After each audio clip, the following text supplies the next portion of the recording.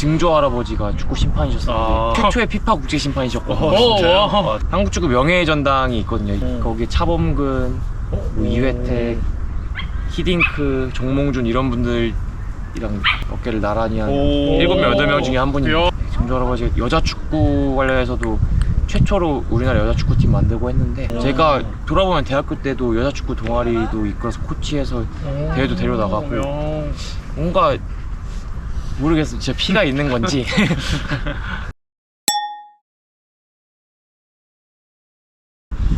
네, 안녕하십니까. 오늘은 동탄에서 체육교사로 근무하고 계신 지인을 만나봤습니다. 그럼 먼저 자기소개 한번 해주세요. 네, 저는 동탄 소재 중학교에서 지금 4년째 근무 중인 체육교사입니다. 네, 반갑습니다. 반갑습니다. 혹시 언제부터 체육교사에 좀 꿈을 꾸게 됐는지?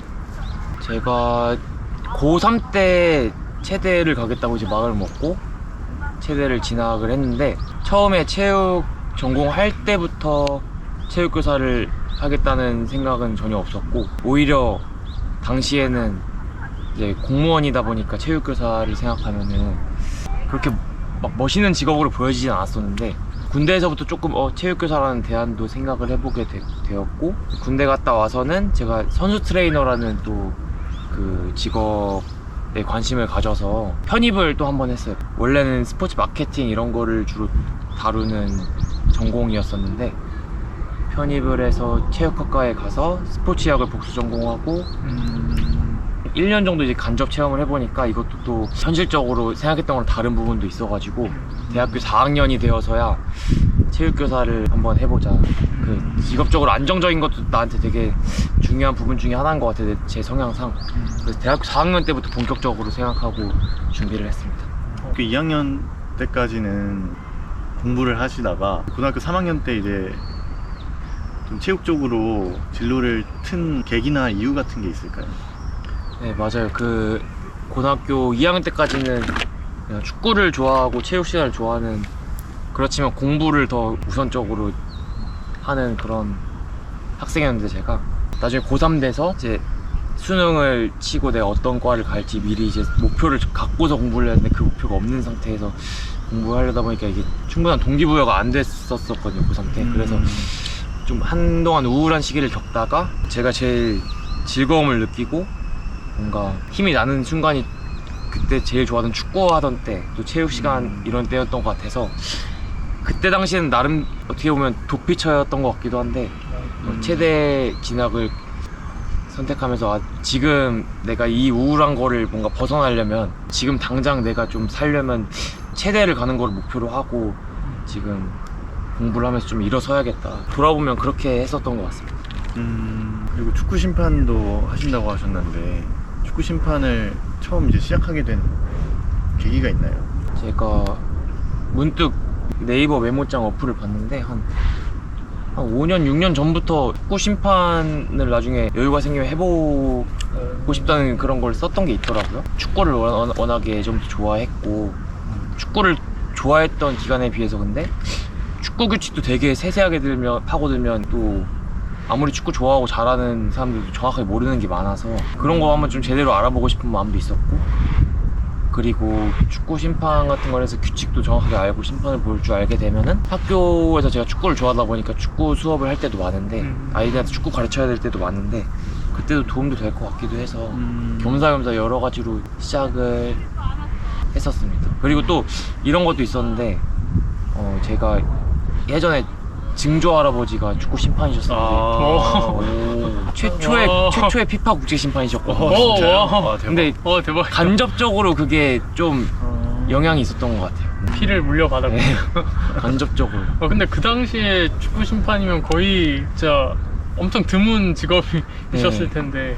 증조 할아버지가 축구인이라는 거를 제가 초등학교 6학년 때 그때 처음 아버지가 알려주셔가지고 알게 됐는데, 신기한 경험을 했던 게, 제가 초등학교 6학년 때쯤부터 이제 축구를 그때부터 엄청 좋아했거든요. 근데 그전에는 전혀 그런 사실을 모르고 있다가 엄청 축구를 좋아하니까 제가 아버지가 어느 날 이제 얘기를 해주더라고요. 그 증조 할아버지가 이런 일을 했었다. 근데 아빠 입장에서는 되게 신기했다고 하더라고요. 한국축구 명예의 전당이 있거든요. 7인인지 8인인지 있는데 거기에 차범근, 뭐 이회택, 히딩크, 정몽준 이런 분들이랑 어깨를 나란히 한 7명, 8명 중에 한 분이 대박이다. 이런 거 잘 얘기는 안 하는데 어쨌든 근데 그런 것도 이제 간접적으로 영향이 있었던 것 같더라고요. 증조 할아버지 여자 축구 관련해서도 최초로 우리나라 여자 축구팀 만들고 했는데 제가 돌아보면 대학교 때도 여자 축구 동아리도 이끌어서 코치해서 대회도 데려나가고 뭔가 모르겠어요. 진짜 피가 있는 건지. K리그에서 축구 심판에 대한 좀 비판적인 목소리도 있지 않나요? 그렇죠. 많죠. 심판이 욕 안 먹는 거는 진짜 흔치 않죠. 심판한테 비난의 화살은 진짜 많이 향하는 것 같아요. 저도 진짜 제가 해봐야지 알겠더라고요. 해야지 이걸 알게 되고 원래는 저도- 욕을 하셨는데 그렇죠. 욕을 하고 지금도 하긴 하는데 해봐야지 그 고충을 알게 되는 것 같고 일주일에 한 번씩 스포츠 클럽이라는 시간이 정규 수업 시간이 있거든요. 요즘에는 제가 그 중에 축구를 희망하는 친구들 모아서 일주일에 한 번씩 축구 수업을 하는데 학생들한테 직접 제가 심판 보는 법도 알려주고 직접 심판을 보게 합니다. 이제 당연히 처음이니까 서투니까 그 심판으로서 경기 운영을 하는 좀 어려움을 느끼는 학생들도 있는데 밖에서 판정에 대해서 비난하는 경우가 있어요. 그러면 이제 오심이 따끔하게 그러면 너가 한번 들어가서 해보면 너도 제대로 못한다 이러면서 심판의 역할도 아이들한테 경험을 시켜주려고 하고 있습니다. 근데 사실 요즘에 교사를 지망하는 사람들의 수가 조금 줄어드는 편인 것 같기도. 네, 매체에서 그런 얘기를 하는 걸 저도 접한 적이 있는 것 같아요. 근데 이게 사실 그 이유 중에 하나가 연봉 때문이 아닐까. 그 연봉이 조금 아쉽진 않으세요? 많이 아쉽습니다. 많이 아쉽습니다. 네, 아직 4년차밖에 안 된 적용력이라 그럴 수도 있지만 300이 아직 안 되고 그나마 이제 그런 부분에서 아쉬움도 있어서 아까 말한 심판 활동을 통해서 아까 이야기했던 이유들도 있지만 그리고 다 학교장님 다 허가를 받고 이제 하는 거고 활동이니까 정식적으로 제가 할 수 있는 조금이라도 수입을 누릴 수 있는 뭐 뭐가 있을까 해서 그래서 심판 활동을 하고 있는 것도 있고 그래서 그런 부분으로도 조금 이제 아쉬운 부분을 제가 채우려고 노력하고 있습니다. 뭔가 그 운동 열심히 하는 친구들이 확실히 인기가 많나요? 아, 네, 맞아요. 그 확실히 저희 학창 시절에도 그랬던 것 같은데 저도 이제 제가 체육교사 하면서 학교에서 아이들 축구하고 뭐 운동하고 하는 걸 이제 계속 몇 년째 보다 보니까 아, 남학생은 진짜 무조건 축구를 잘해야 되는구나 그 생각을 진짜 많이 하고 축구를 잘하면 이게 권력이 생기더라고요. 특히 남학생은. 네. 축구를 잘하는데 뭔가 이렇게 친구 관계에서 막 어려움을 겪고 그런 경우는 거의 못 봤던 것 같고 하여튼 이제 남학생들 같은 경우는 축구나 하여튼 운동을 잘하는 친구들한테 인정을 많이 받고 좀 힘이 생기는 게 특히나 이제 중고등학교 이렇게 학생 신분에서 그 울타리 안에서는 특히나 그게 더 명확하게 드러나는 것 같고 여학생들은 또 근데 좀 다른 것 같아요. 여학생들 전체적인 분위기가 약간 여학생들이 좀 소극적인 경우 성향이 많다 보니까 나 혼자 이렇게 수업 시간에서 적극적으로 참여하고 하면 제가 여학생이라고 하더라도 좀 주변 친구들 눈치가 보일 것 같은 남자 여자 이렇게 조금씩 성향에 따라서 운동을 잘하면 이제 어떤 효과가 있는지는 조금씩 다른 것 같아요. 그래서 그러면 그 남자애들이 축구하고 나면은 여자애들이 수건 같은 걸로 닦아준다고. 아, 그거는 드라마를 너무 많이 보신 것 같은데 혹시 그 기억에 남는 학생이 있나요? 작년에 또 제가 대회를